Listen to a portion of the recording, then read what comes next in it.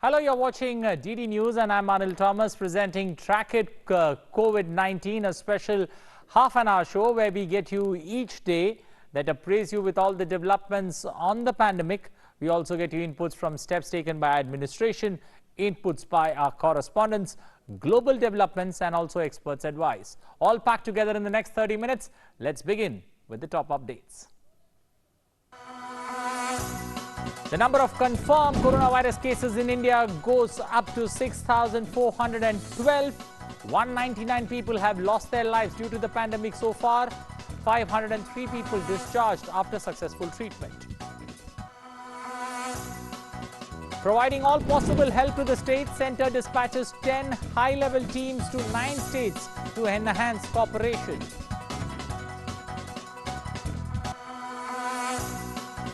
In a big boost to fight against COVID-19, government grants exemption from basic custom duty and health cess on the import of ventilators, face and surgical masks, PPE and COVID-19 test kits.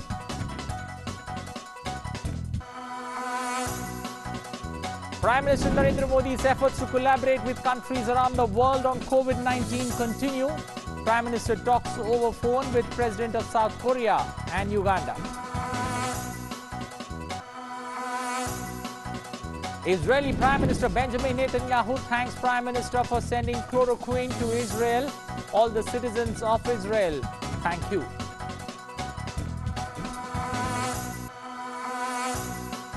Police maintaining strict vigil in sealed areas in Delhi and Uttar Pradesh. Movement of people stopped. Authorities ensured door-to-door delivery of essential items in such areas.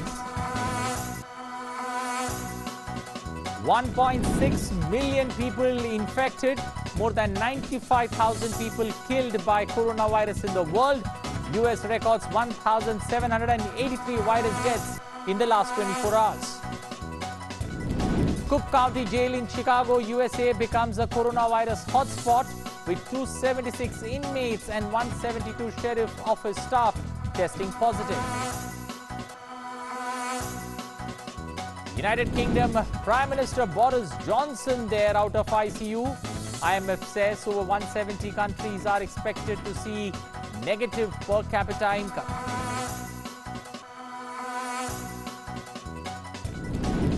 United Nations Security Councils meet for the first time over coronavirus. UN Secretary General says world faces its gravest test since the founding of this organization.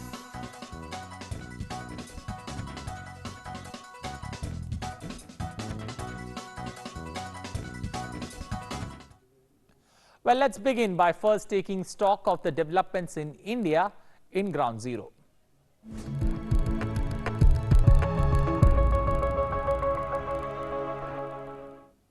Well, let's first take a look at the latest updates on COVID-19 across the country. The death toll due to COVID-19 rose to 199. And the total number of confirmed cases have risen to 6,412 in the country. While the number of active COVID-19 cases stand at 5,709, as many as 503 people have been cured and discharged, while one person has migrated.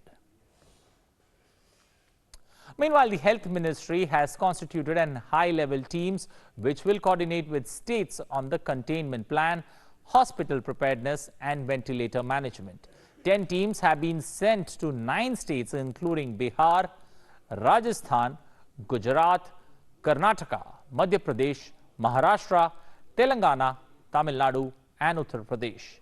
These teams have been constituted to coordinate with the states on containment plan, hospital preparedness and ventilator management in the wake of the coronavirus crisis.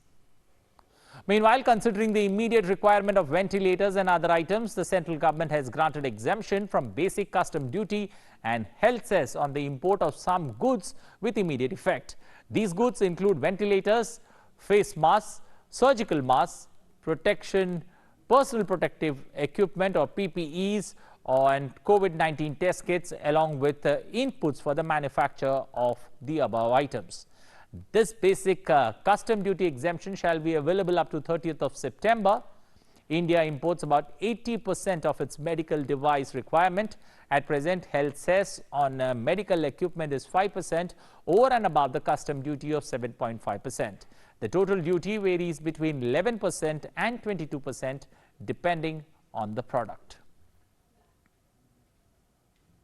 Moving on, Indian Council of Medical Research, that's ICMR, has devised a new strategy for COVID-19 testing in India and in hotspots or cluster and in large migration gatherings or evacuee centers. The new strategy for COVID-19 testing in India includes all symptomatic individuals who have undertaken international travel in the last 14 days and all symptomatic contacts of laboratory confirmed cases. It also includes all symptomatic healthcare workers and all patients with severe acute respiratory illness like fever, cough or shortness of breath. Asymptomatic direct and high-risk contacts of a confirmed case should be tested once between day 5 and day 14 of coming in contact with the particular person. In hotspots or cluster defined by the Health and Family Welfare Ministry and in large migration gatherings or evacuee centers, all symptomatic having fever, cough, sore throat and runny nose will be tested in real-time polymerase chain reaction or real-time reverse polymerase chain reaction or RRT-PCR within 7 days of illness. After 7 days of illness, antibody test will be done. If RT-PCR is confirmed, it's negative. Israeli Prime Minister Benjamin Netanyahu thanked Prime Minister Narendra Modi for his decision to approve the supply of chloroquine to Israel. Netanyahu in a tweet said, and I quote, "Thank you, my dear friend, Prime Minister of India Narendra Modi, for sending chloroquine to Israel.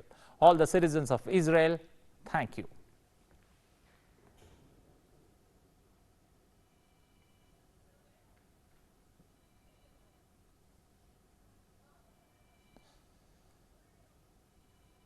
The Prime Minister in his reply tweeted, "We have to jointly fight this pandemic. India is ready to do whatever is possible to help our friends, praying for the well-being and good health of the people of Israel."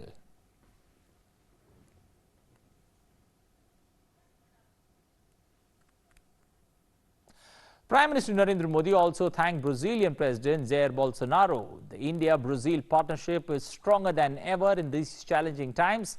India is committed to contribute to humanity's fight against this pandemic. Earlier on Thursday, Prime Minister Narendra Modi spoke on telephone with the President of the Republic of Korea, Moon Jae-in. The two leaders discussed COVID-19 global pandemic and the challenges it posed to the global health systems and economic situation. They shared information about the steps taken in their countries to tackle the pandemic. Prime Minister Modi expressed appreciation for the technology-based response deployed by Korea for managing the crisis. President Moon Jae-in appreciated the way Indian authorities have motivated the vast Indian population for fighting the pandemic with unity of purpose. The Korean president thanked Prime Minister Modi for the support being provided by Indian authorities to Korean citizens in India. Prime Minister expressed appreciation to the Republic of Korean government for helping supplies and transport of medical equipment being sourced by Indian companies. Indian Prime Minister also had a telephonic conversation with the President of the Republic of Uganda, Yoweri Museveni. The two leaders discussed the health and economic challenges arising out of COVID-19 pandemic. Prime Minister assured President Museveni that India stands in solidarity with its friends in Africa during the present health crisis and would extend all possible support to the Ugandan government's efforts to control the spread of the virus in its territory. Prime Minister expressed his appreciation for the goodwill and care extended to the Indian diaspora in Uganda by the host country and the society, including during the present situation. Both leaders shared the hope that the world would soon prevail over the challenge of COVID-19.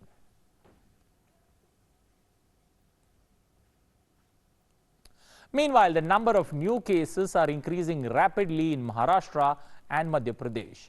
Maharashtra has the highest count of COVID-19 patients.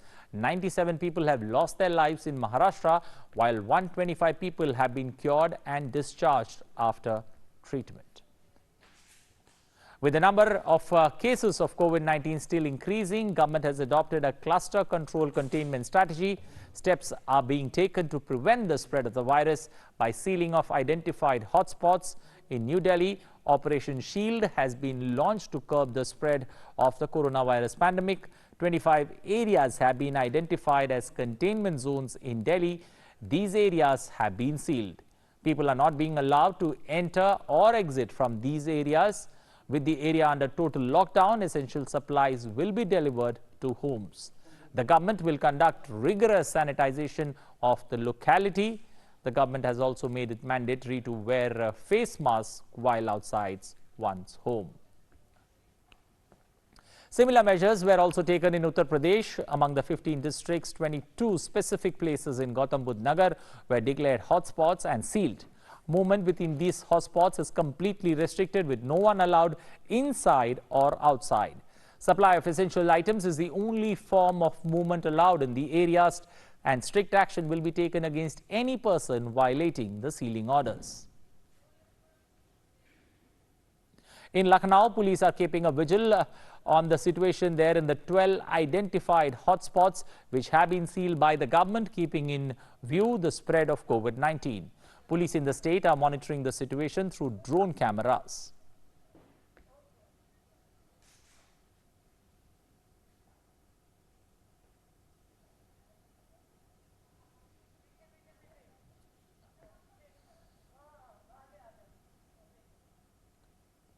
Well, moving down south, the government has started the biggest cash transfer scheme for the welfare of poor and deprived sections of the society. Under this, 5,500 rupees are being transferred directly to over 4 crore women under the Jan Dhan account holders, and funds for the purchase of 3 free cooking gas cylinders are being transferred to 8 crore Ujjwala Yojana beneficiaries. Under the Pradhan Mantri Garib Kalyan Yojana, beneficiaries have started receiving money in their accounts since April 3rd. Government targets to transfer money into the accounts of all beneficiaries by April 9th. In Varanasi too, people are visiting various branches of banks and customer care centers to withdraw money, keeping in mind the precautions including social distancing and covering their faces. Moving down south to Tamil Nadu, where it has reported 96 more positive cases of COVID-19. This has taken the state's total to 834 infected cases. Speaking to reporters last evening, the State Health Secretary Bila Rajesh said that of the persons who tested positive, 84 were linked to the Tabligh-e-Jamaat conference which took place in New Delhi last month. Of the remaining 12, 3 persons were found to have traveled between states, while 9 others were found to have been in contact with those who were found positive for COVID-19. The Tamil Nadu government has traced 1,480 persons who attended the Delhi conference, of which 763 persons have tested positive. Well, Ayur Goa COVID-19 app launched on Thursday by the Goa Chief Minister Dr. Pramod Sawant in the presence of Ayush Minister Shripad Yasho Naik. Ayur Goa COVID-19 app has been launched to create awareness among the general public of Goa regarding COVID-19 and to educate about Ayurveda in this situation. The app features scientific Ayurveda guidelines to improve immunity and have healthy living, with several do's and don'ts with diet and lifestyle. The app will also give direct contact information of nearest Ayurveda doctors available for any queries and consultations. Moving to Haryana, where the Haryana government has decided to double the salary of doctors, nurses and other medical professionals dealing with coronavirus patients. Haryana Chief Minister Manohar Lal Khattar said that salaries of all those engaged in the fight against COVID-19, be doctors, nurses, paramedical staff, Class 4 staff, ambulance staff, testing lab staff, will be doubled. He said this will be done as applicable till the coronavirus period ends. He had earlier announced that these professionals will get an ex gratia benefit between 50 lakh rupees and 10 lakh rupees if they are not covered under the new insurance cover announced by the centre. As the nation is on toes in the battle against COVID-19, Bihar Municipal Corporation is also ramping up measures to stop the spread of the deadly virus. The corporation has initiated the sanitization work for the next 15 days through drones in various districts of the state. giving priority to the hotspots in the first round, followed by the remaining districts.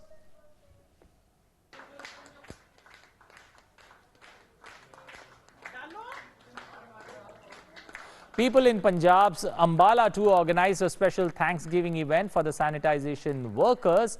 They were being felicitated with garlands. Residents in the region applauded and poured in flowers to welcome the sanitation workers to recognize their efforts in the time of crisis. A sanitization program is being conducted in Jaisalmer. The Jaisalmer Municipal Corporation has conducted sanitization with the Falcon spray in the city. Secretary of Jaisalmer Municipal Corporation has said this machine can cover large areas in one go. The sanitization program, which started on a large scale in the city. On Prime Minister Narendra Modi's clarion call to fight the menace of COVID-19, all the officials of the Intelligence Bureau on Thursday donated their one-day salary totaling to 3.5 crores to the PM Cares Fund to support the fight against the novel coronavirus pandemic.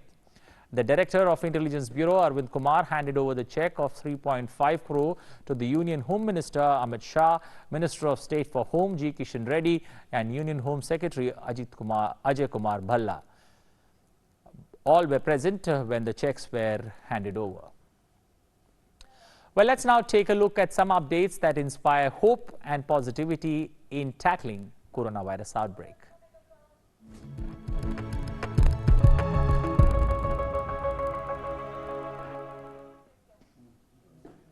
The famous folk song Languria of Gwalior Chambal has long been a means of traditional entertainment in the rural areas. This folklore is also helping in spreading awareness on COVID-19. Local artists are conveying the message of social distancing and rules of lockdown. Public awareness is being spread through folklore with caution about corona. Languria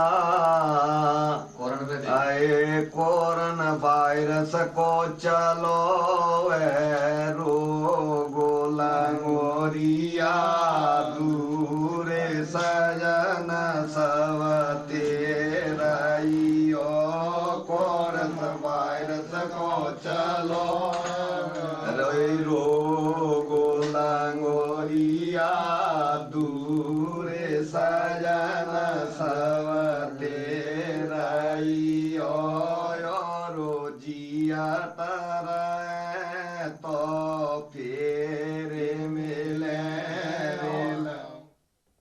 Well, in order to spread the awareness with regards to coronavirus among people, a Manipuri dancer, Varda Rehab, through a video clip has appealed to the people to follow precautionary measures.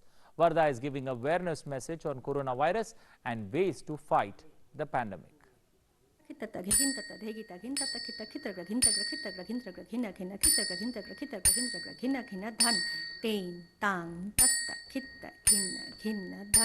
Tain tang tatta kitta kinna kinna dha tain tang ta tain tang dha tain tang ta tain tang dha tain tang ta tain tang dha tain tang ta tain tang dha tain tang ta tain tang ta tain tang ta tain tang takitta takitta takitta takitta tang takitta tang takitta dha kinna dha tang takitta tang takitta dha kinna dha tang takitta tang takitta dha kinna dhan tain tang tatta kitta ginna ginna dhan tain tang tatta kitta ginna ginna dhinakit tenakit takitraka tenakit tenakit takitraka dhinakit tenakit takitraka tenakit tenakit. In order to provide assistance to those in need during COVID-19 lockdown in Mumbai, the Indian Navy has provided ration packets consisting of basic food items to the state government authorities for distribution among stranded migrant laborers. The packets contain adequate quantities of food items, and these were handed over to the local authorities near the Musafir Khana and at the collector office near Asiatic Library. Distribution points were set up at Kaf Parade and Khalba Devi. Later, additional 500 ration packets were provided to the local authorities and also distributed among the stranded construction workers at Kamatipura area. Government has dismissed the media reports and rumors that it intends to reduce pensions of its employees by 30% and terminate it altogether for its retired employees above the age of 80 in the wake of COVID-19 outbreak. In a tweet, Press Information Bureau, that's PIB, has clarified that there is no such move in the government and these rumors are baseless. The government has also termed a viral audio clip on social media as baseless. A viral audio clip circulating on the social media claiming that vegetable sellers are spreading COVID-19 by licking or spitting on vegetables and fruits. The claim made in the audio clip is false and is intended to create disharmony in the society. The war against corona continues across the world. Nearly 1.6 million, that's 16 lakh people, are infected globally, while more than 95,000 people have lost their lives due to COVID-19. In the United States alone, more than 15,000 people have died in the coronavirus pandemic. The total jumped to 15,774 dead from 4,32 cases, 596 cases. That's 4,32,596 cases as the United States struggled to combat the spread of virus. America's coronavirus epicenter of New York recorded a new single-day high of 799 COVID-19 deaths on Thursday. However, Governor Andrew Cuomo said that the rate of hospitalizations continued to fall. The governor said that 799 people dying in the last 24 hours outdid the previous high of 779 announced on Wednesday, but added that the curve was flattening because of social confinement measures. Shifting continents, coming to Europe, where United Kingdom Prime Minister Boris Johnson has left the intensive care unit and has returned to the ward. He remains under close observation at the St. Thomas Hospital in London. But in a statement, Downing Street said he is in extremely good spirits. It comes as the United Kingdom government announced 881 deaths, bringing the total number of deaths to 8,000. Stuart Smith reports from London. Britain recorded slightly fewer deaths than yesterday, but the UK government says the country is still potentially 2 weeks away from the peak of the pandemic. So Dominic Raab, the Foreign Secretary, who's deputising for Mr Johnson while he remains in hospital, said that the UK must maintain its lockdown restrictions. The measures aren't as extreme as some other European countries.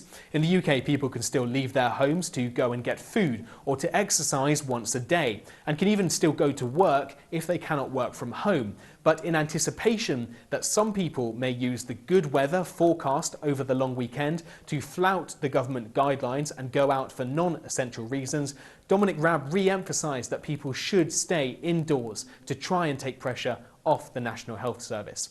He said he hasn't spoken to Mr Johnson since taking charge, saying that Boris Johnson should focus on getting better in hospital. He remains in London, which is still the epicentre of the outbreak in the UK, with the highest number of deaths and the greatest rate of infection. But there are signs that the lockdown is working. Dominic Raab thanked the country for doing its bit to help the National Health Service by staying indoors, saying that the rate of infection does seem to be decelerating. The government then will look again at the end of next week as to whether to change the lockdown measures. Moving on, International Monetary Fund, that's IMF, has said that this year 2020 could see the worst global economic fallout since the Great Depression in the 1930s, with over 170 countries likely to experience negative per capita income growth due to the raging coronavirus pandemic. IMF Managing Director made the remarks during her address on confronting the crisis, priorities for the global economy ahead of next week's annual spring meeting of the IMF and the World Bank. Meanwhile, UN Secretary General Antonio Guterres has called on Thursday for the Security Council to unite in its response to the COVID-19 pandemic. The UN Secretary General has called it the fight of a generation and the reason for existence of the United Nations itself there in the dock. Members of the UN Security Council have expressed their support for all efforts of the Secretary General concerning potential impact of COVID-19 to the conflict-affected countries and recall the need for unity and solidarity with all those affected.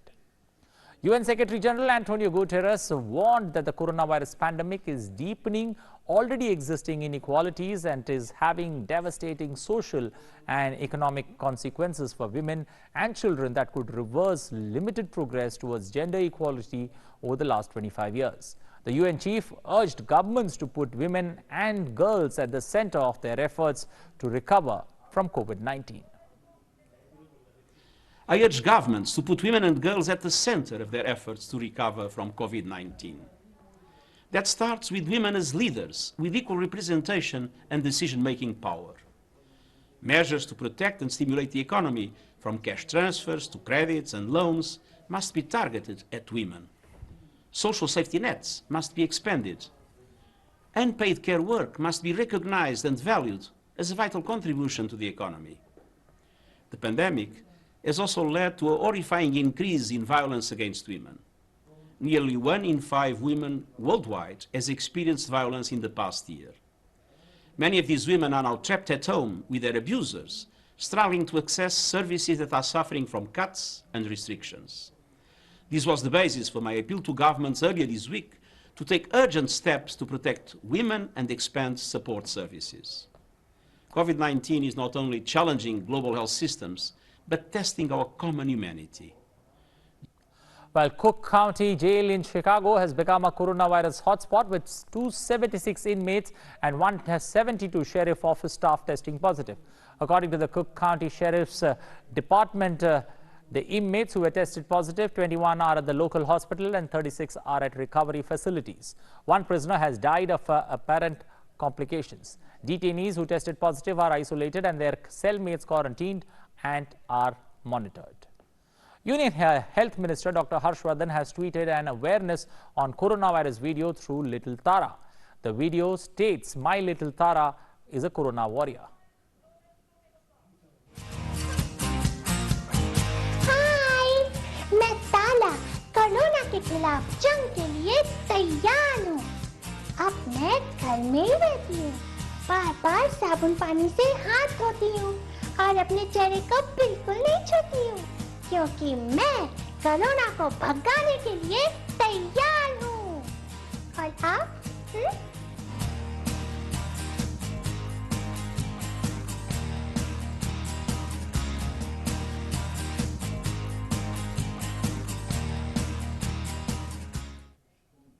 That's all we have time for in this edition. But remember, each one of you who's staying indoors and following all the guidelines of social distancing is a superhero.